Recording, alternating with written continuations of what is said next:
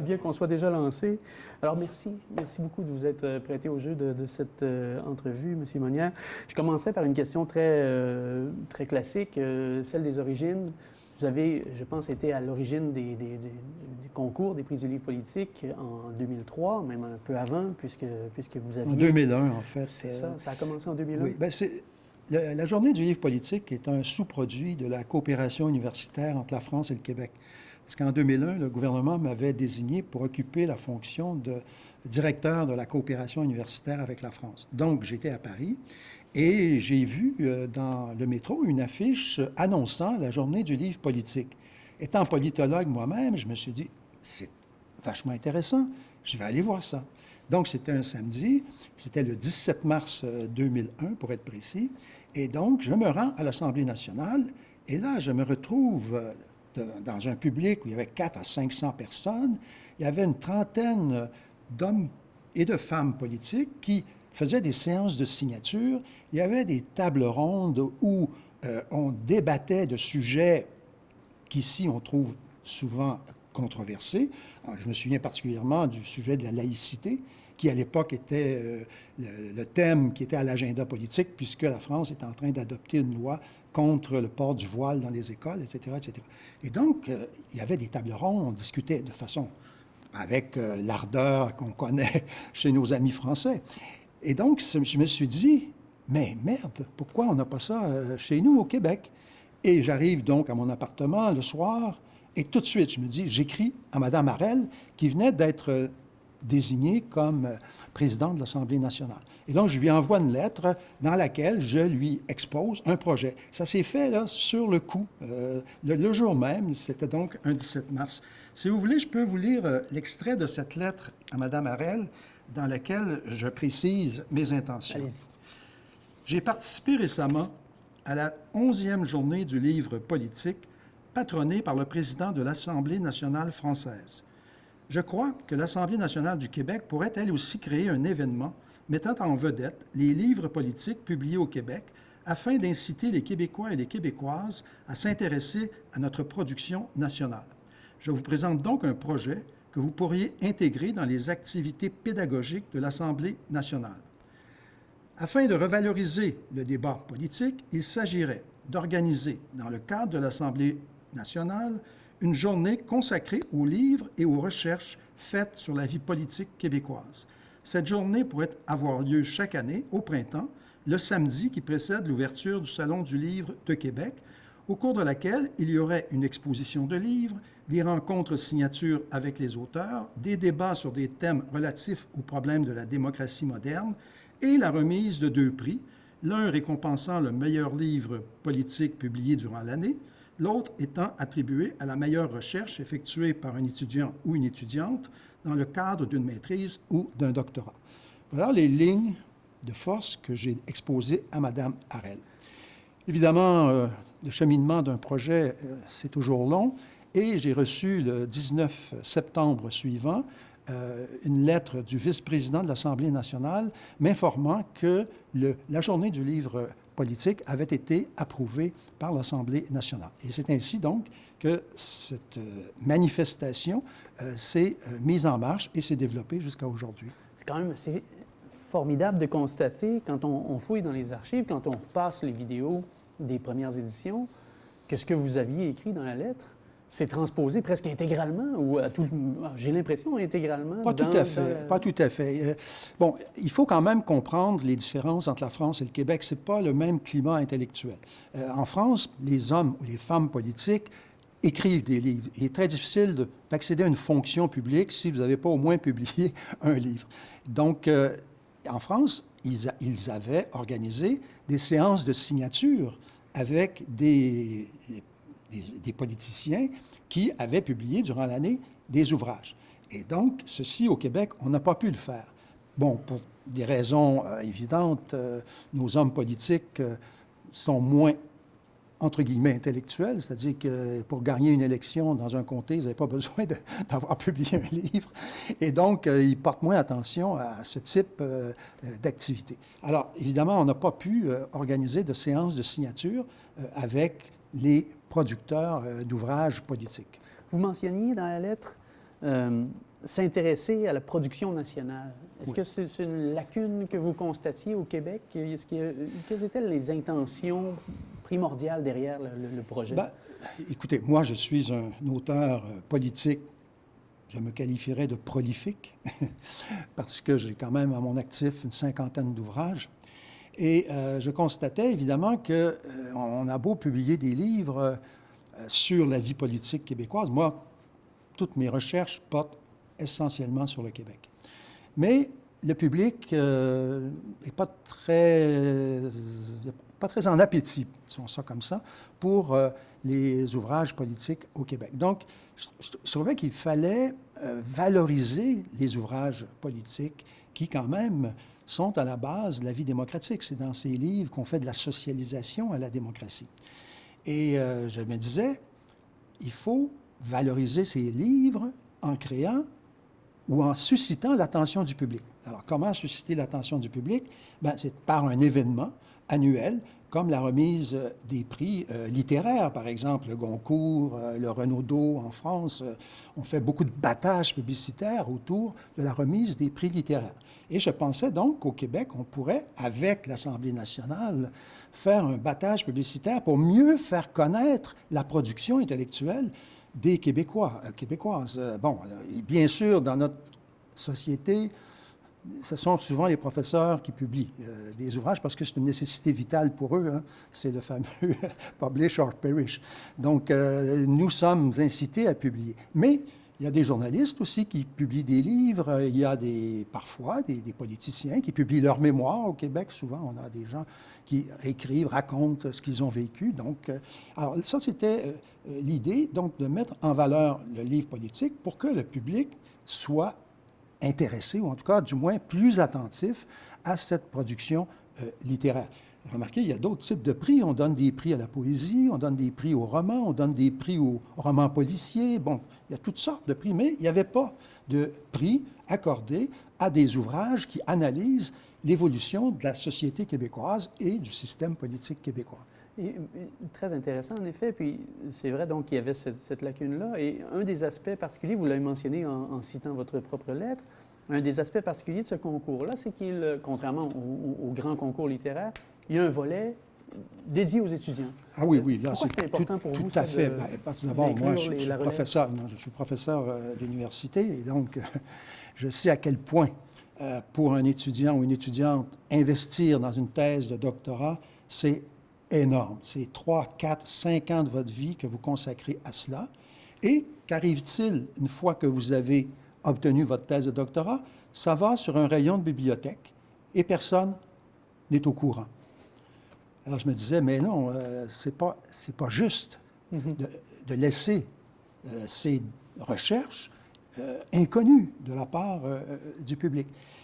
Et encore une fois, je me réfère toujours à mon expérience personnelle, mais pour un auteur, un écrivain, qui soit écrivain d'une thèse de doctorat ou d'un livre, c'est la même chose. C'est un travail solitaire. Vous êtes seul face à vos documents et vous commettez un ouvrage, vous dites comment les choses se passent dans la société et ça, c'est comme une lettre morte. Il n'y a pas d'écho. Vous êtes seul. Et je pensais qu'un prix, ça permettrait justement de vous sortir de la solitude, d'aller rencontrer votre public et peut-être de participer à des débats qui pourront par la suite diffuser vos connaissances accumulées. On a des milliers de professeurs ou de jeunes qui produisent des connaissances, mais le public n'en est pas conscient. Alors, c'était ça pour moi la mission d'un prix, sortir le créateur de son isolement, lui accorder une reconnaissance. Vous ne pouvez pas savoir à quel point c'est important d'obtenir cette reconnaissance du public, enfin d'une institution comme l'Assemblée nationale. Et moi, j'ai été au comité directeur de ce prix, et chaque fois, quand je rencontre l'étudiant après la remise du prix, il a presque les larmes aux yeux, parce que pour lui, c'est un événement unique et important dans sa vie. Donc, voilà, c'était les motivations, moi, qui m'animaient personnellement, qui procédaient évidemment de mon expérience personnelle. Donc, que les prix soient l'occasion de la création ou l'ouverture d'un dialogue entre l'auteur et son public, Exactement. finalement, pour que Exactement. vive vraiment la Oui, connaissance bon, qui s'y il y a transmet. d'autres occasions, par exemple, il y a les salons du livre. Mais au salon du livre, il n'y a pas d'échange d'idées. Le public circule, regarde vos livres, parfois l'achète. La plupart du temps, ils ne l'achètent pas. Et donc, vous faites une signature. Et c'est fini là. Il n'y a pas de débat, il n'y a pas de discussion. Et moi, je voulais, avec le prix aussi, ça, c'était l'autre volet, c'est stimuler le débat public en organisant des tables rondes et en amenant des universitaires, des journalistes et des hommes et femmes politiques à débattre entre eux des grands problèmes de la société québécoise. Puis- Et ça, je pense qu'on l'a réussi. On a fait quand même presque à chaque édition de la Journée du livre politique, on a fait des tables rondes sur des thèmes d'actualité. C'est devenu effectivement une tradition implantée dès le départ et je pense qu'on n'en déroge pas encore aujourd'hui. Racontez-moi maintenant, donc on est en 2003, là, au départ des prix, donc la première édition des prix, 2 ans après cette fameuse lettre. Comment ça se passe à ce moment-là? Quels sont les premiers pas des prix du livre politique? Bien, il y a eu d'abord la formation du comité directeur. C'est sûr que l'Assemblée nationale, comme telle, ne peut pas elle-même gérer des prix. Le principe d'un prix, c'est qu'il y a un jury qui fasse la sélection des prix. Et ça, je pense qu'il faut rendre hommage à tous les membres de ces jurys qui, chaque année, vont lire 30 à 40 ouvrages pour choisir celui qui, à leurs yeux, est le meilleur. Bon.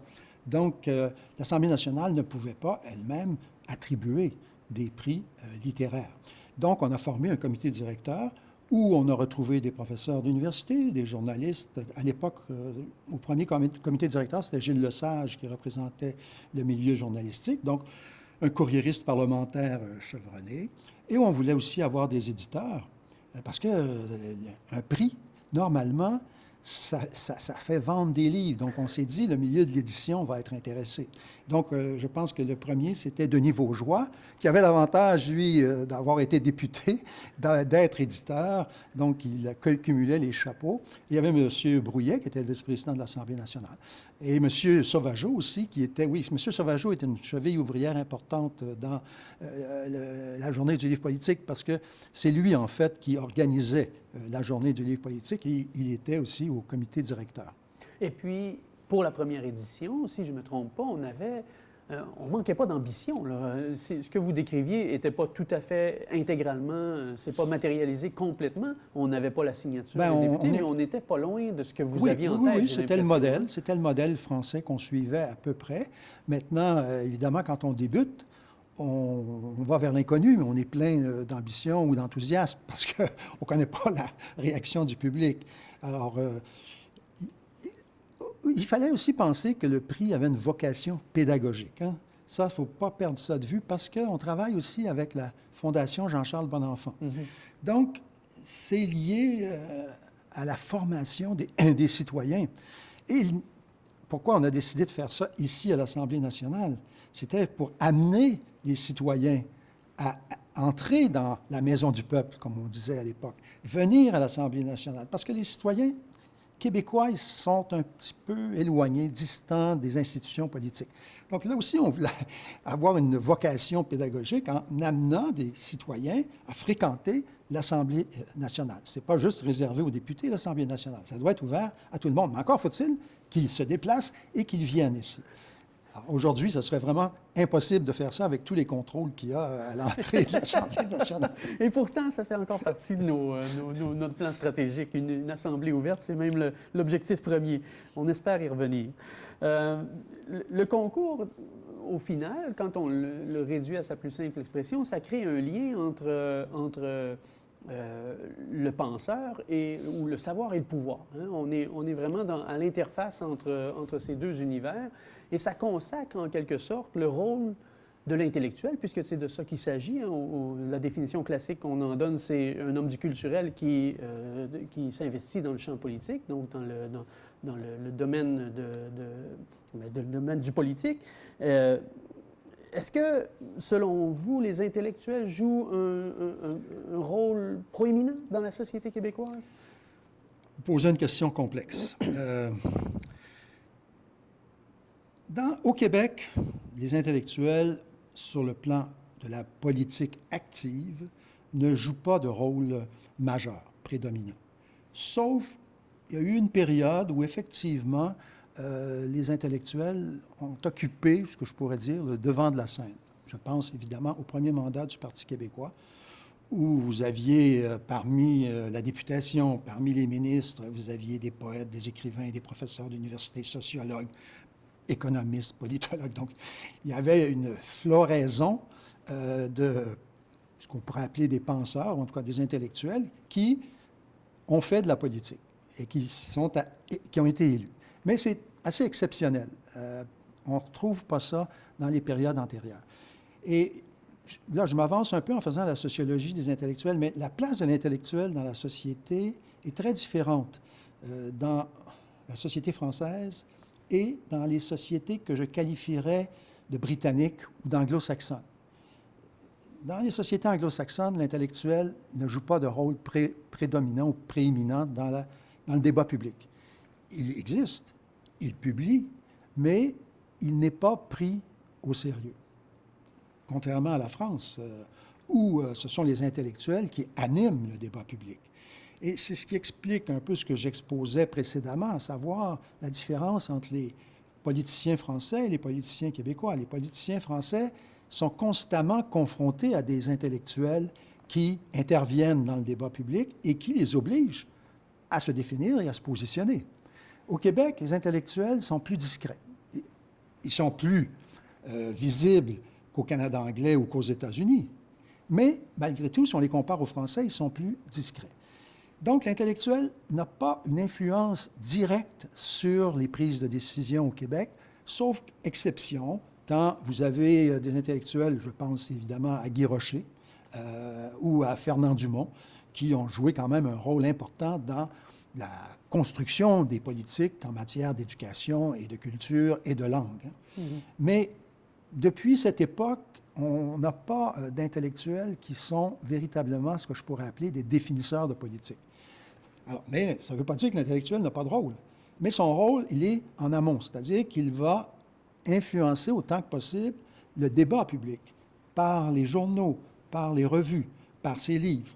Et donc, il va calibrer, en quelque sorte, ou définir des critères sur lesquels les hommes politiques vont être obligés de se positionner. Donc, oui, l'intellectuel joue un rôle, mais ce n'est pas un rôle dans la prise de décision, c'est un rôle dans la construction du débat public. Et vous-même, vous avez incarné ce binôme-là ou cette dualité-là entre l'intellectuel et le politique. Je pense que vous avez tenté de la politique à plusieurs moments dans votre carrière. Oui. Vous avez évidemment eu une carrière prolifique d'universitaire et donc vous incarnez la figure de l'intellectuel. Est-ce que vous voyez aujourd'hui, quand on se place à notre époque, quel rôle l'intellectuel, et je dirais même plus spécifiquement le livre, la production écrite a-t-elle dans la joute politique, dans le parlementarisme, dans la démocratie québécoise? Bien, écoutez, l'intellectuel, c'est quelqu'un qui est à la recherche de la vérité et qui produit des connaissances fiables pour orienter les choix publics. En principe, ça devrait être ça. Donc, le premier critère pour l'intellectuel, c'est d'être rigoureux dans sa recherche, dans le savoir qu'il produit.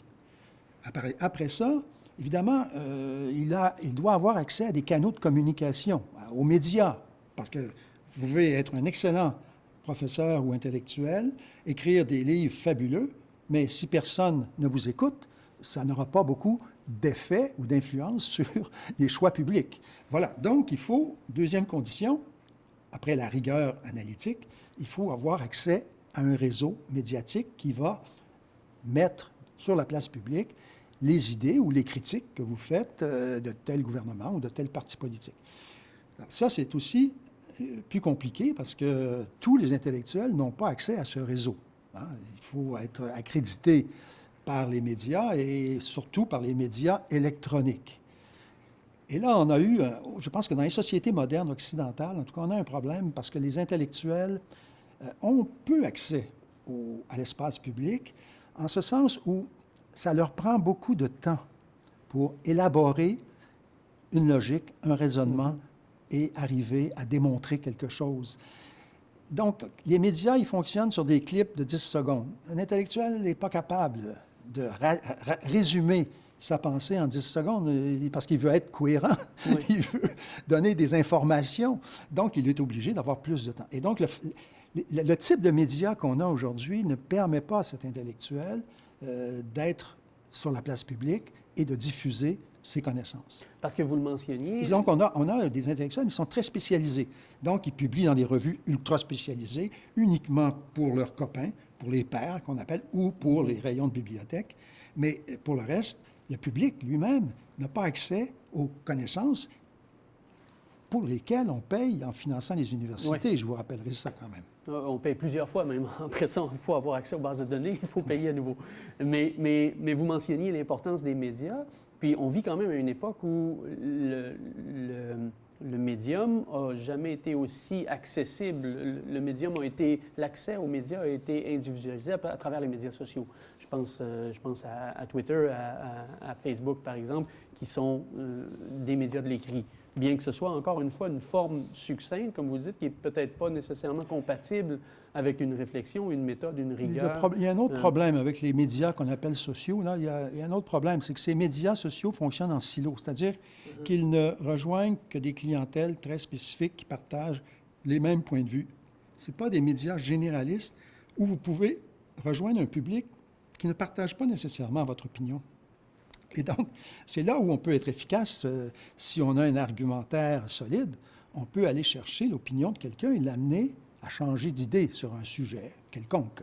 Donc, c'est pour ça que moi, je différencie les médias généralistes, que ces médias sont ouverts à tout le monde, alors que les médias sociaux, contrairement au mot social, c'est des médias qui sont très étroits et qui vont chercher des segments très limités de l'opinion publique. Oui, intéressant. Donc, si on résume ce qu'on vient de dire, si vous vous adressez à la relève, qui est quand même une composante essentielle des prix du livre politique, et qui, on l'imagine, en écrivant sur le politique, espère avoir une prise sur le politique, espère avoir une influence dans la joute politique, quel serait votre conseil, vos recommandations pour cette relève-là? La rigueur. La rigueur, c'est la clé qui peut mener à l'influence. Si vous avez une analyse qui est bien construite, avec une méthodologie rigoureuse, avec des données fiables, vos conclusions risquent d'être plus acceptées par vos interlocuteurs. Donc, la rigueur, c'est la clé du succès pour l'intellectuel qui veut influencer le politique. Mais il faut aussi penser que l'influence, c'est pas juste à court terme. C'est pas influencer la politique qui est débattue à la Chambre des communes ou à l'Assemblée nationale. Il ne faut pas enfermer l'influence dans le court terme. Il faut penser à l'influence dans le long terme. Et c'est là où je pense que les jeunes intellectuels, la relève, peut aussi avoir une espérance d'influence. Parce que c'est les nouveaux producteurs de connaissances qui vont définir les problématiques de demain. Mais il faut penser ça en termes de 5 à 10 ans, pas pour la semaine prochaine. Parce que souvent, quand je parle à des jeunes, ils voudraient que ça soit immédiat. Hein? Ils sont obsédés par le succès immédiat. Je les comprends d'ailleurs, c'est légitime, je ne mets pas ça en question. Mais il faut aussi penser en termes historiques, penser à long terme. Et je pense que c'est là où les jeunes intellectuels d'aujourd'hui peuvent espérer avoir une influence sur les critères qui définissent les enjeux des 10, 15 prochaines années. Donc, c'est ce conseil que je pourrais leur donner, ne pas être braqué sur l'immédiat, mais envisager les choses dans une perspective de plus long terme. Rigueur et constance, donc? Ah oui, constante, ça, bien sûr. Donc, la constance dans rigueur, la rigueur, constante et cohérence. Dans la cohérence dans le message qu'on veut véhiculer, j'imagine. Bon, est-ce que c'est deux choses qui sont solubles, ça, dans la politique? Peut-être dans le politique? Pas vraiment, non. Pas la cohérence, en tout cas. Non, le politicien, non. Le politicien, j'ai beaucoup de respect, moi, pour les hommes et les femmes qui font ce métier, parce que j'ai essayé d'en faire un peu. Et je les comprends. Mais ils sont forcés de faire des compromis, de de faire des ententes. Ils ne peuvent pas suivre une ligne qui est imposée par la rigueur analytique. Pas toujours, en tout cas. Donc, c'est sûr que la cohérence n'est pas nécessairement à l'ordre du jour dans le débat politique. On a des va-et-vient, des oscillations, hein, des changements de cap. Ça fait partie du jeu démocratique. On est, de ce point de vue-là, sur le plan de l'opinion publique. Et l'opinion publique, souvent, les politiciens cherchent à la suivre. Hein. Donc, l'opinion publique évolue, mais l'homme politique évolue. Alors voilà, ce n'est pas tout à fait conforme à l'idée qu'on peut se faire de la rigueur ou de la constance ou de la cohérence. D'accord. Et si on revient au prix maintenant pour clore cette entrevue, maintenant qu'on célèbre les 20 ans, quand vous regardez 20 ans en arrière, quelle serait votre plus grande fierté à l'égard des prix? Peut-être une déception aussi, peut-être que tout ne s'est pas passé comme vous l'espériez?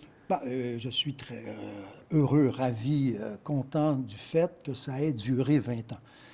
Au Québec, on a un problème avec les institutions. Nos institutions ne durent pas assez longtemps. Ils ne s'inscrivent pas dans la durée, justement. Et moi, je crois que c'était nécessaire que l'Assemblée nationale prenne ça en charge justement pour régler le problème de la durée, de la pérennité de l'institution. On ne peut pas faire confiance à une institution si elle n'est pas permanente. Pourquoi en France, le prix Goncourt, c'est réputé, c'est glorieux? Parce que ça fait plus d'un siècle que ça existe. Donc, la durée, pour moi, c'est ma plus grande fierté. Bien sûr, toute œuvre humaine n'est pas parfaite et donc on a eu des déceptions. Par exemple, moi, personnellement, j'étais très déçu de la faible participation des hommes et des femmes politiques à la journée du livre politique. Ça ne semble pas les intéresser, la lecture d'ouvrages politiques. En tout cas, plusieurs m'ont déjà avoué que quand ils étaient députés, ils n'avaient pas le temps de lire un livre, donc ils lisaient des résumés, mais ils n'avaient pas le temps de s'occuper, de se former intellectuellement. Donc, ils vivaient sur leurs acquis. C'est leur choix, puis je les comprends.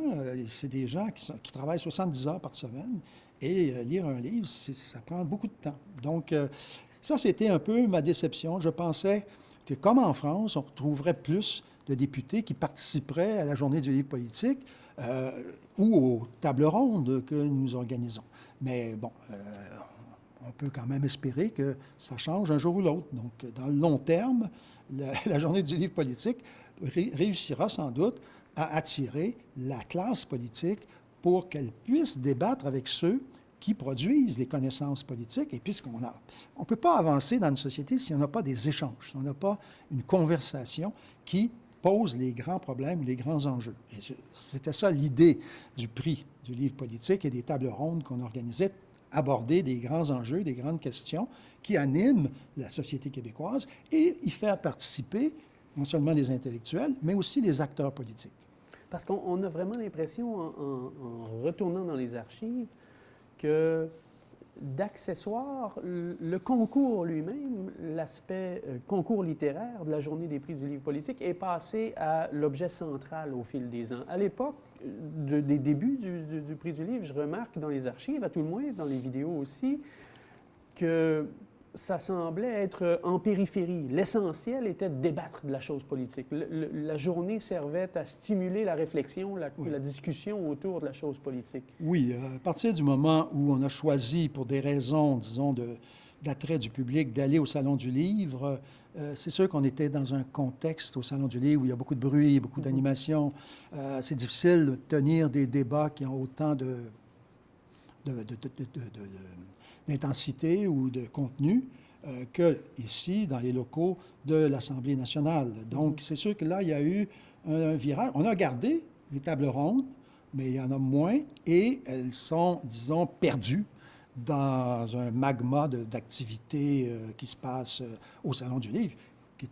C'est excellent, le Salon du Livre. C'est bien qu'il y ait autant d'activités, mais le débat public autour du livre politique, il a été un peu minimisé dans le cadre du Salon du Livre, ce qui n'était pas le cas auparavant.